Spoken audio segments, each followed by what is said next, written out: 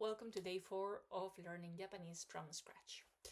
After yesterday's video, I realized that I was focusing perhaps too much on the hiragana writing system, and I was using a lot of time with the different kanas. The goal seemed to be to have a very comprehensive list of all the kanas that there are and how they would be combined into different words.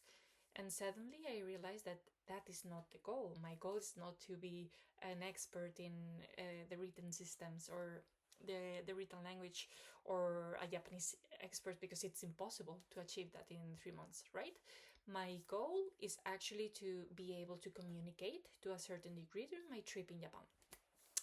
And for that, what I need is more specific vocabulary or real life sentences that I would use in a restaurant or that I would use in different hotels, right?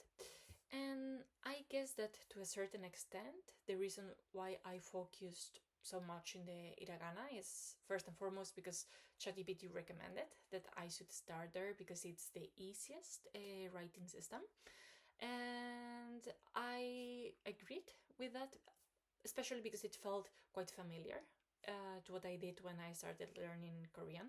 At first, I learned the Korean alphabet and then how the different letters combine into different syllables, and then I start learning some words, vocabulary, sentences, and so on.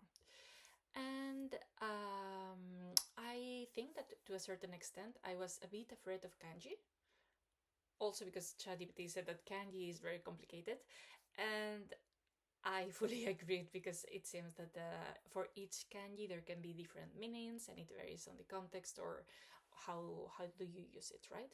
So in the beginning it made sense that we focused in hiragana, but after reflecting that that's not the goal, that the goal is to reach some degree of communication, then today I decided to change a little bit the plan. So I worked a bit with ChatGPT to find real life examples of sentences that a tourist may use in Japan.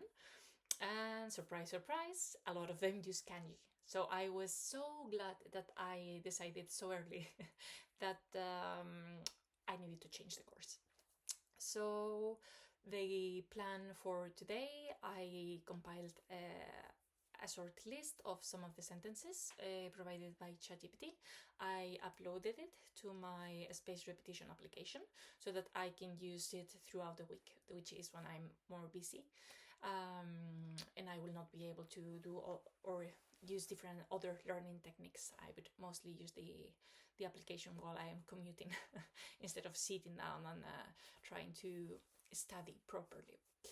So yeah, tomorrow I will tell you how it feels to learn kanji and if it's as difficult as I initially thought.